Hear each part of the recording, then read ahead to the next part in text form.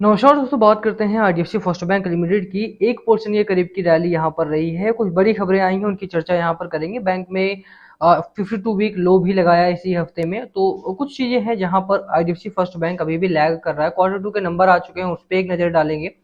Company का जिस तरह का मुनाफा होना चाहिए था, जो उम्मीद थी, मुझे जो उम्मीद थी कि थोड़ा बहुत यहाँ पर ऊपर नीचे आ सकता है, उससे थोड़ा सा और खराब आया। मार्केट का एस्टिमेट जो था उससे तो खराब आया ही है, बट मेरा एस्टिमेट जो था उससे भी थोड़ा सा नीचे रहा प्रॉफिट। तो उसकी चर्चा करेंगे, साथ में ये भी बात करेंगे क्या स्टॉक को अभी भी होल्ड करना है। लॉस तो बहुत सारे लोगों का हो रहा होगा, आई नो, कि जो जिस प्राइस पर बाय किया था लगभग वहां से भी स्टॉक आपका नीचे आ चुका है, और 62 के आसपास का लेवल भी स्टॉक ने टच किया था। 80 पर भी बाय किया है, 84 पर, 86 पर, 92 के आसपास, 91 के आसपास भी बाइंग यहाँ पर हुई है। बात करेंगे क्या करना चाहिए, क्या और बाय करना है, एवरेज करना है, स्टॉक कैसा है, लंबे समय के लिए रखें तो कितना टारगेट हो सकता है। अगर 2025 एक साल, ये दिवाली आ चुकी है और अगली दिवाली तक अगर रखते हैं तो कितना टारगेट लेकर के चले। साथ में अगर इसको निकाल देते हैं तो क्या बाय करें, उसकी भी चर्चा यहाँ पर होगी। चलिए शुरुआत करते हैं इस वीडियो की। बट उससे पहले अगर आप चैनल पे नए हो तो प्लीज चैनल को सब्सक्राइब कर दो, हिट दैट बेल आइकन, ताकि आपको नोटिफिकेशन मिल सके। चलिए स्टार्ट करते हैं। एक जो इम्पोर्टेंट चीज है वो ये कि अच्छी बात ये है कि आज गिरावट यहाँ पर नहीं हुई। बुरी बात ये है कि मार्केट आज खूब चला, उसके अगेंस्ट में आईडीएफसी फर्स्ट बैंक में कोई बड़ी रैली यहाँ पर नहीं आई। फाइनेंस का दिन रहा आज के दिन में।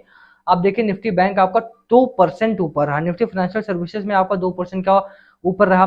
केनरा बैंक, जिसकी मैं हमेशा बात करता हूँ यहाँ पे कि एक अच्छा बैंक है, और यहाँ पर अगर आपने देखा हो तो कल 6% चला था बिफोर रिजल्ट, और आज रिजल्ट आया है तो यहाँ पर 3 से 4% की रैली आज के दिन भी आई है। तो कल तो 6% जो रैली आई वो क्योंकि पता था कि रिजल्ट अच्छा आ सकता है, वो उसके अगेंस्ट में, और 3% आज में। अब आप बात करें बैंक ऑफ बड़ौदा की। बैंक ऑफ बड़ौदा कल के दिन में अगर आपने देखा हो तो 4% के आसपास चला था। आज भी अगर आप देखें तो 2% के करीब में आज भी चला है। तो रिजल्ट अगर अच्छा आ रहा है तो उसका जो अच्छा इम्पैक्ट है वो पड़ रहा है स्टॉक्स के ऊपर, वो चल रहे हैं। अब अगर रिजल्ट खराब आएगा, जैसे इंडसइंड बैंक का रिजल्ट खराब आया तो वहां पर 20% का लोअर सर्किट लग गया।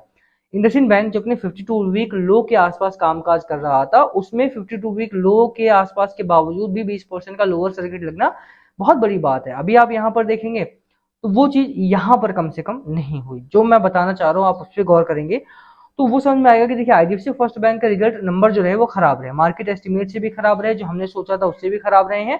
बट उसके बावजूद भी अगर मैं बात करूं तो यहाँ पे कल का दिन भी ठीक ठाक रहा, बहुत खराब नहीं रहा, बहुत अच्छा नहीं रहा। गिरावट हुई, भारी गिरावट है, 62 के लेवल तक गया और 60 के भी नीचे गया। आई वुड से 58 तक भी गया था, लो लगाया स्टॉक ने, और अपने 200 मूविंग एवरेज के, 200 वीकली मूविंग एवरेज को टच करके रिबाउंड यहाँ पर होता हुआ देखने को मिल रहा है। चार्ट ठीक ठाक है। अभी भी मैं बोलूंगा कि देखिए, कुछ चीजें हैं जहां पर हमें फोकस करके चलना है। अब जैसा मैंने हमेशा कहा कि Q2 के नंबर्स देखने के बाद डिसाइड करेंगे क्या करना है, होल्ड करना है या निकल जाना है या और एवरेज करना है। तो Q2 के नंबर आ चुके हैं, एक बार उस पर नजर डाल लेते हैं, ये करना क्या है। देखिए, जैसा मैंने बताया आप कि भैया रिजल्ट वाला दिन रहा है। केनरा बैंक का नंबर अच्छे रहे, बैंक ऑफ बड़ौदा का नंबर अच्छा रहा, आज एसबीआई लाइफ का नंबर अच्छा रहा। एसबीआई लाइफ का आज रिजल्ट आया, 320 के करीब में उसका नंबर आया, 320 के करीब में उसका नंबर आया, और वो नेगेटिव में था। जैसे ही नंबर आया वो 5% के करीब ऊपर चढ़ गया। अब उसका चार्ट खोल के देखें एसबीआई लाइफ का, आपको पता चलेगा कि कितना ज्यादा इंपैक्टफुल हो रखा है रिजल्ट। अगर रिजल्ट अच्छा आ रहा है तो मार्केट अच्छा रिएक्ट कर रहा है, अगर रिजल्ट खराब आ रहा है तो मार्केट खराब रिएक्ट करेगा ही करेगा। इस केस में भी वैसा ही हुआ। तो जो गिरावट हुई है वो रिजल्ट ड्रिवन हुई है, ऐसा नहीं है कि स्टॉक में इंटरनली कोई और प्रॉब्लम हो गई हो। एक बड़ा जो प्रॉब्लम यहाँ पर हुआ है, नेट प्रॉफिट 73% गिरा है। नेट इंटरेस्ट इनकम हालांकि बढ़ा है, 4588 करोड़ के आसपास का यहाँ पर नेट इंटरेस्ट इनकम बढ़ा है। एनआईआई जो है वो 4788 करोड़ के आसपास बढ़ा है, जो कि पिछली बार 3950 करोड़ के आसपास का था। तो कंपनी कमा अच्छा रही है, मार्जिन अच्छा बना रही है यहाँ पे, इसमें कोई दो राय नहीं है। मैं नंबर्स पे ले आता हूँ आपको डायरेक्टली, इससे ज्यादा बेहतर समझ में आएगा आपको। यहाँ पर अगर सितंबर के नंबर देखेंगे आप तो रेवेन्यू बढ़ा है, रेवेन्यू आपको क्वार्टर ऑन क्वार्टर भी देखेंगे तो भी बढ़ा है, और ईयर ऑन ईयर भी अगर आप देखेंगे तो बढ़ा है। बट वहीं पर मार्जिन की बात करें, जैसा मैंने बोला, मार्जिन इंप्रूवमेंट है क्योंकि एनआईआई जो है वो बढ़ रहा है, यहाँ पे मार्जिन अच्छा कमा रही है कंपनी, बेहतरीन है। बट जो नेट प्रॉफिट है, आप नेट प्रॉफिट की बात करें जो मेन होता है हमारे लिए, 200 करोड़ का नेट प्रॉफिट आया, जो कि पिछली बार 680 करोड़ का था। तो 73% का डाउन यहाँ पर है। साथ में अगर आप देखेंगे ना तो सितंबर क्वार्टर में पिछली बार, यानी कि ईयर ऑन ईयर अगर आप बात करें, 750 करोड़ का नेट प्रॉफिट यहाँ था, जो कि घट करके अब 200 करोड़ का रह गया। तो प्रॉब्लम्स बाजार में अगर आप देखिए, बैंकिंग सेक्टर में पहले ही थी, आरबीआई ने वार्न किया था कि मार्जिन जो है वो डिटीरिएट हो रहा है, तो प्रॉब्लम वो चीज तो देखने को मिली यहाँ पे, और वो इतना बुरा देखने को मिलेगा ये उम्मीद कम थी यहाँ पे। जैसा मैंने बोला, इंडसइंड बैंक का रिजल्ट खराब आया, अपने 52 वीक लो पे काम कर रहा था, उसके बावजूद भी वो 20% नीचे गया, ओवरसोल्ड जोन में था। अब यहाँ पे वो जो ओवरहैंग था कि क्वार्टर टू कैसा रहेगा वो खत्म हो चुका है। बुरे नंबर्स थे, बुरा नंबर का इम्पैक्ट पड़ा, स्टॉक ने अपना लो लगाया, 52 वीक लो लगाया, और उसके बाद अब देखिए यहाँ पे एक थोड़ी सी रिकवरी बनती हुई आज देखने को मिली है। करना क्या है, अब मेन बात वहां पर आ जाती है कि मैं क्या करने वाला हूं, बाकी उसके बेसिस पे आपको क्या करना है आप कमेंट करके बताना। मेरा मानना है कि देखिए, कंपनी में मैंने पैसा लगाया कि मैं 3 से 5 साल रुकूंगा, और अभी तक जो मर्जर का इम्पैक्ट था वो अभी तक देखने को नहीं मिला। मेरे पास 3 बैंक है मेनली यहाँ पे, और बैंकिंग सेक्टर में थोड़ा सा इस समय पर बुलिश हूँ, तो उस वजह से मैंने 3 बैंक यहाँ पर बाय कर रखे हैं।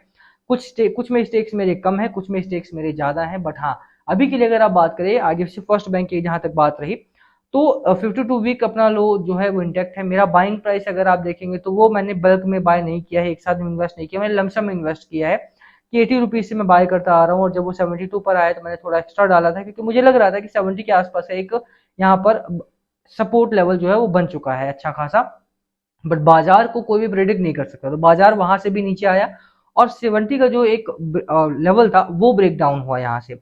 अब 70 का अगर लेवल ब्रेक डाउन होगा तो ऑब्वियस सी बात है कि निचले लेवल पे आपको एवरेज करना पड़ेगा, बट मैंने एवरेज नहीं किया, जस्ट टू सी कि यार क्वार्टर टू के नंबर किस तरह के आते हैं, क्योंकि क्वार्टर टू का नंबर जो था वो बहुत इंपॉर्टेंट था। यहाँ पर अगर आप देखोगे तो कई वीक से इस रेंज में ट्रेड कर रहा था, इसी वजह से लग रहा था कि हाँ यहाँ पर एक रेंज बन सकती है, यहाँ पर एक सपोर्ट लेवल आपका जो है रेडी हो रहा है, और बाजार में भी जिस तरह की गिरावट हो रही थी लगातार, वहां पर एक खरीदारी आना स्टार्ट हुई थी। तो अगर खरीदारी आती तो वहां से एक रैली आईडीएफसी फर्स्ट बैंक में भी बनती। ऑब्वियस सी बात है, मर्जर भी अनाउंस हो चुका था, और अभी तो शेयर्स भी डिपॉजिट क्रेडिट होना स्टार्ट हो जाएंगे कुछ ही दिनों में, तो उसका भी ओवरहैंग जो $39 मिलियन का इन्फ्लो है वो भी बढ़ जाएगा यहाँ पे। तो वो सारी पॉजिटिव खबरें भी यहाँ पर है, ऐसा नहीं है कि पॉजिटिव चीजें यहाँ पर नहीं हो रही हैं। यहाँ पर मैंने ऐड नहीं किया, अभी यहाँ पर क्या मैं ऐड करूंगा, मैं बिल्कुल भी ऐड नहीं करूंगा, क्वार्टरली नंबर यहाँ पर खराब है।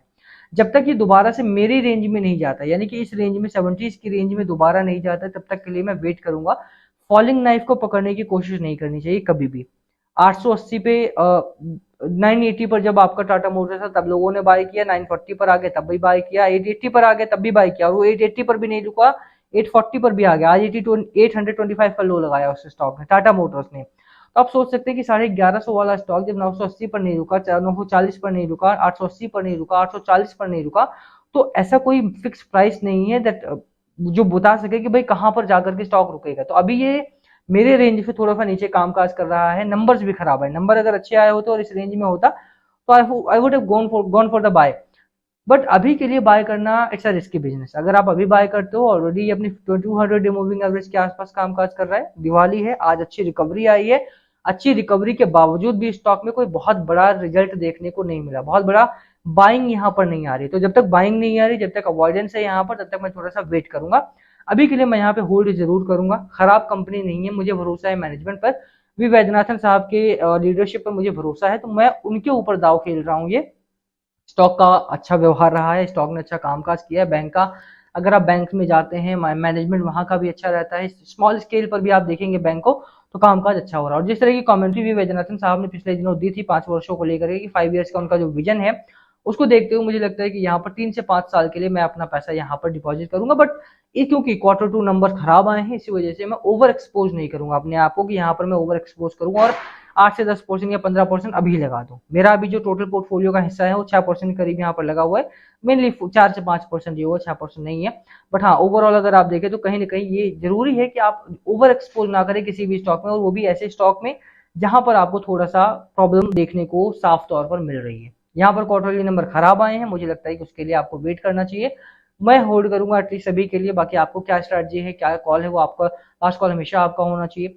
अब ये खबर भी जरूर पढ़ लेना सीएनबीसी पर जाकर के, आपको यहाँ से पता चल जाएगा कि स्टॉक जो है कुछ चीजें अगर खराब हुई हैं तो कुछ चीजें अच्छी भी हुई हैं। जैसे एनआईआई जो है वो इम्प्रूव हुआ, यहाँ पे एनआईएम की बात करें वहां पर भी इंप्रूवमेंट देखने को मिली।